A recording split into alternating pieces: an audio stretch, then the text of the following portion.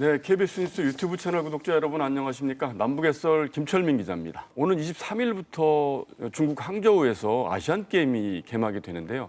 앞으로 한 열흘 정도 남은 거죠. 그동안 코로나19 사태를 계기로 국제 스포츠 무대에서 사라졌던 북한이 참가를 한다고 합니다. 그래서 이를 계기로 해서 오늘은 북한의 체육, 김수성 작가님 모시고 재밌는 얘기 나눠보도록 하겠습니다. 이번 항저우 아시안게임. 네. 지금 45개 나라에서 12,000명이 넘는 선수들이 이제 참가를 한다고 그래요. 우리나라도 1,200명 가까운 선수들이 이제 참가를 하고 북한도 약 200명 정도 이제 선수들이 출전을 한다고 하는데요. 그렇죠. 왜 참가를 한다고 할까요? 그동안에 그 침체돼 있었죠. 예. 저 코로나도 그렇고 그다음에 일제 국경 다 봉쇄하고 그런 면에서 보면 북한은 또 뭐냐면 이게 국제 경기에 출전할 때 역시 가장 애로사항이 많은 것이 경비거든요. 다른 나라 대표들은 다 뭐 비행기를 타고 갈 때 북한 선수단은 열차 타고 간다거나 올 때도 뭐 또 열차 타고 온다거나 뭐 이런 식이었기 때문에 네, 특히나 이게 국제 경기 갈 때 그런 부담이 아시안 게임은 거의 없는 거죠. 특히나 중국이잖아요. 그렇기 때문에 이번에 아마도 좀 작심을 하고 좀 한번 좀 소리를 좀 내볼까 이런 마음도 있고 외교적인 관계도 있겠죠. 근데 아시안 게임이라는 대회가 북한 스포츠 체육계에서는 어느 정도 비중이 있는 대회입니까? 국제 경기에서 가장 선수들이 가장 많은 혜택을 받고, 뭐 심지어 북한에서는 최고의 체육 선수들의 최고의 로망, 뭐 영광하게 되면은 역시 그 1호라고 불리는 김씨 집안을 만나는 거거든요, 접견. 근데 그 정도가 되자면 역시 북한에서는 기준이 세계 선수권이 첫 번째예요. 세계 선수권. 거기서 메달만 따게 되면은 그 다음에 1위 나고, 그 다음에 올림픽이거든요. 그 다음이 올림픽입니다. 그 다음에 아시안 게임인데, 근데 사실 승산이 있는 건 아시안 게임이거든요. 역대적으로 볼 때 아시안 게임은 계속 참가했지 않습니까? 우리 남한에서 할 때도 민영 응원단이 그때 유명했잖아요. 그렇죠. 아마도 이번에도 아마 민영 응원단을 끌고 가지 않을까라는 생각하고 그렇군요. 그럼 북한이 금메달이라든지 메달을 기대할 수 있는 종목은 어떤 게? 단체 경기가 있고 개인 경기가 있다 이렇게 보지 않습니까? 그러니까 역시 혼자 하는 경기, 그러니까 개인 경기 그쪽이 아마 그래도 승산이 있을 겁니다. 체육 선수들이 섭생 문제가 제대로 해결이 안 되니까 그렇죠. 영양 문제, 뭐 우리처럼 뭐 과학적으로 따지는 것도 아니고, 그러니까 개인 경기에 상당히 많이 집중을 하죠. 그래서 주로 복싱, 레슬링, 뭐 유도. 뭐 그다음에 체조도 좀 하지 않습니까? 기계체조. 그렇죠. 그러면 이제 아시안 게임이 이제 열리게 되면 북한 주민들이 그 실시간으로 그 경기를 볼 수가 있습니까? 예전에 비해서는 상당히 많이 방영을 하는 편이죠. 그리고 이게 평양에서만 방영되고 뭐 일부 지역에서 그것도 시청이 가능한데 만수대 텔레비전이라고 살짝 북한 그 언론 매체에서는 특화된 채널이 있거든요. 거기에 일단 뭐 유럽 리그라든가 그런 거는 계속 항시적으로 일요일마다 하고 있어요. 축구 경기 이런 거. 축구 경기 같은 거 하고 있고. 물론 우리처럼 생중계는 아마 힘들 거예요. 아무래도 생중계는 어렵고 북한 선수들이 이제 좋은 성적이 나는 종목의 경기를 녹화 중계할 가능성은 있군요. 예전에는 그걸 가렸습니다. 미국, 일본, 남한이 들어오는 경우가 있어요.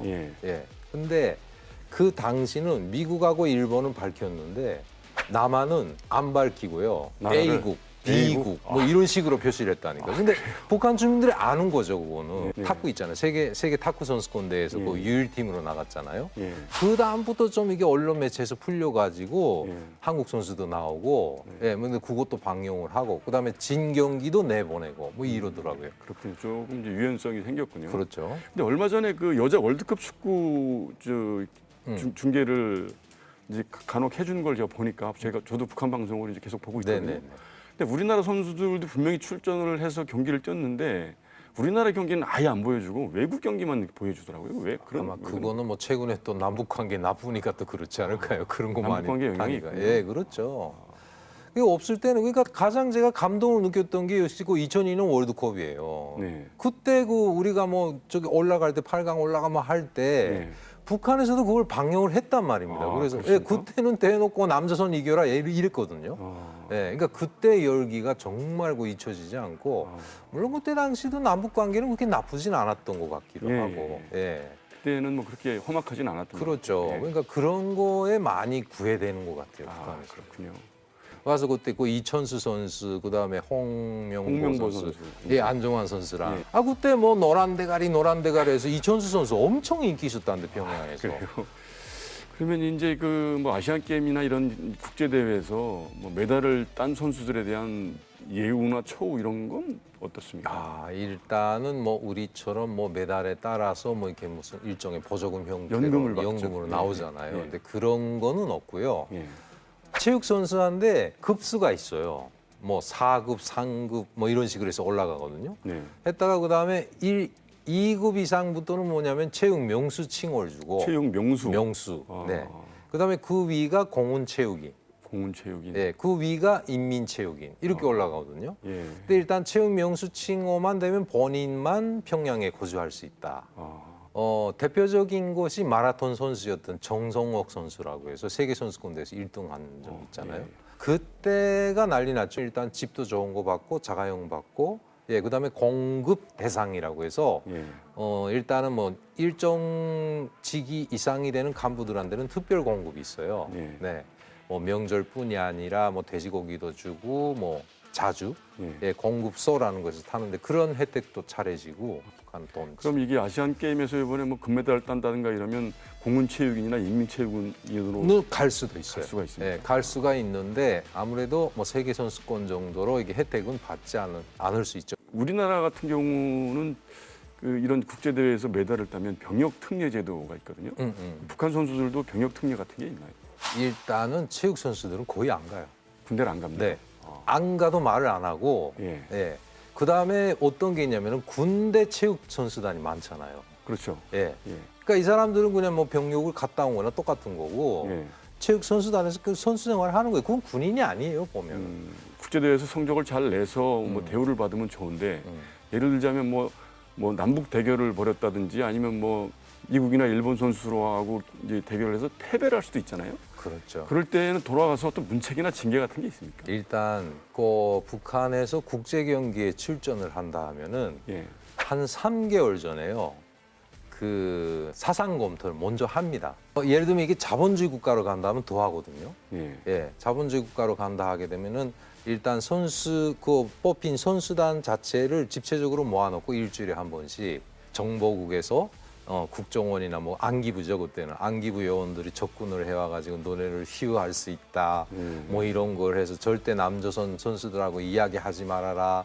그래가지고 너네 그랬다간 큰변 난다. 뭐 이런 식으로 이야기를 하고 그다음에 거기 가서는 일단 사상 검토할 준비를 하고 갔다 온 다음에도 한 1개월 정도 다시 모여가지고 예. 몇 월 며칠 뭐 했고 이게 개별적으로 다 이야기를 해야 돼요. 뭐가 있냐면은 이제 경기 성적까지 따지잖아요. 성적. 예, 아까 말한 것처럼 일본, 미국, 남조선한테 치고 들어오면 특히나 남조선한테 치고 들어오면 큰 변 나는 거예요. 뭐 미국은 그렇게 뭐 크게는 안 보는데 예. 가장 심한 게 남조선이죠. 예, 지고 온 다음에는 뭐 그 다음에 연대적 책임으로 감독이 농촌에 가고 경우에 따라 예. 예, 가서 6개월 노동을 동안 노동. 그러니까 혁명화라고 해요, 그거. 아, 혁명화. 예, 근데 최근에는 그런 게 좀 많이 없어졌다고 하더라고요. 우승을 한다든지 무슨 이렇게 이제 좋은 성적을 거두고 나서 이 소감을 보통 기자회견 같은 걸 소감을 그렇죠. 발표하는 경우가 있잖아요. 그럴 때 이렇게 북한 선수들은 이제 정치적인 발언을 하는 경우가 더러 있는데 많죠. 그런 거는 이제 왜 그런 겁니까, 그게? 아, 그게 무조건 그렇게 해야 됩니다. 어려서부터 그런 교육을 받았기 때문에 예. 무조건 자기가 잘했든 자기가 본인이 기술이 높아서 이겼어도 예. 그냥 장군님 덕택으로 뭐 원수님의 배려에 의해서 예. 이렇게 해서 무조건 최고 전엄을 이렇게 내세우는 거예요.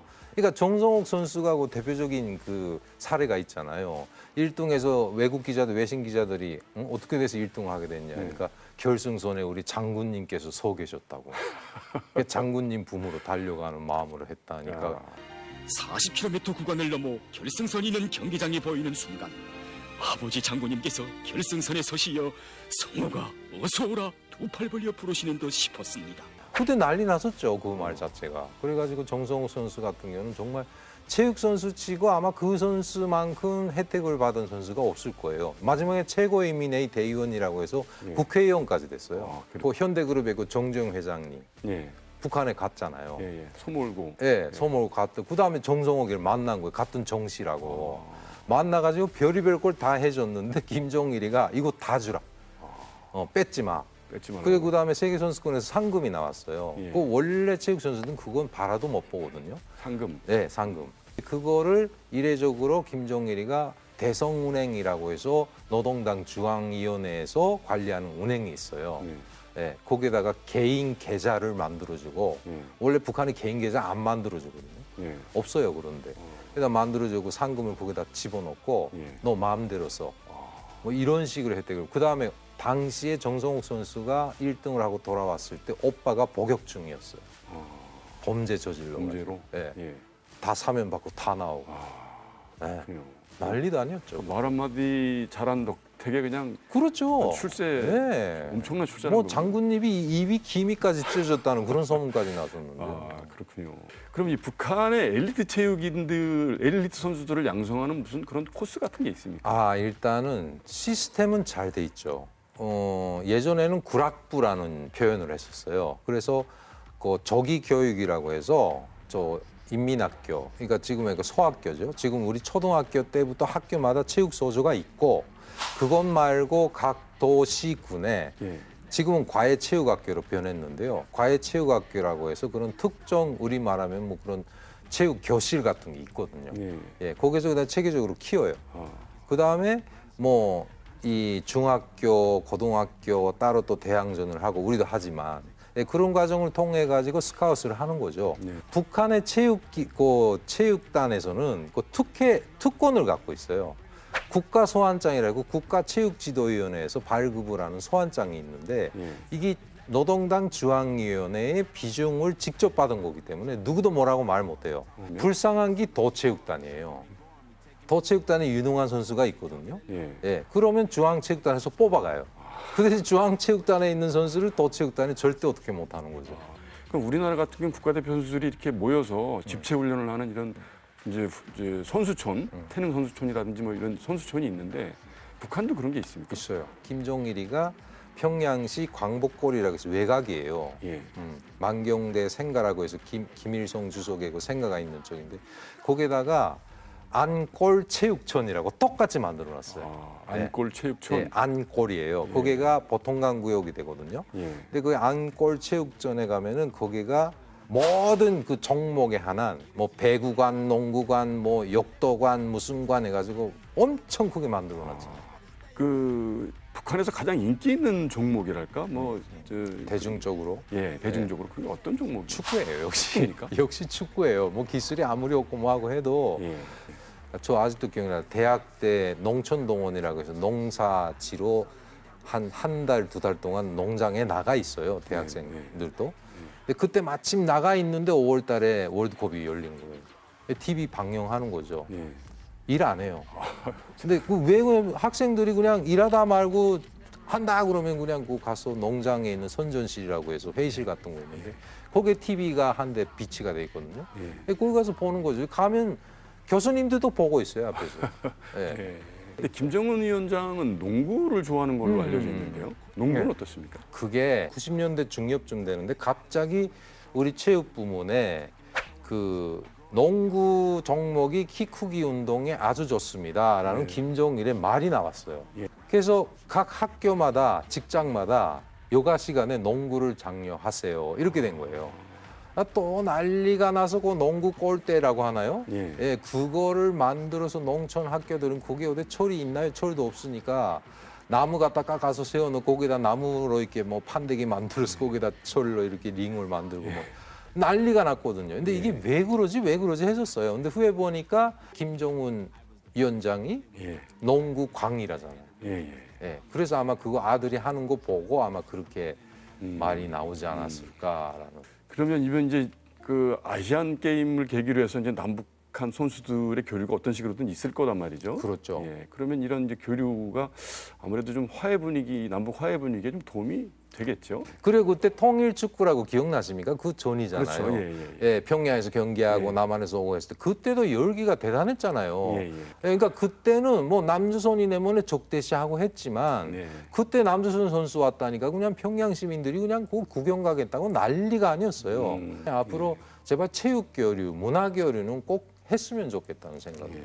오늘은 저 중국 항저우 아시안 게임을 계기로 북한 이제 체육에 대해서 한번 얘기를 해봤습니다. 그래서 이번 아시안 게임을 통해서 이 남북 간 선수들 간의 교류가 어떤 식으로든 있을 걸로 예상이 되는데요.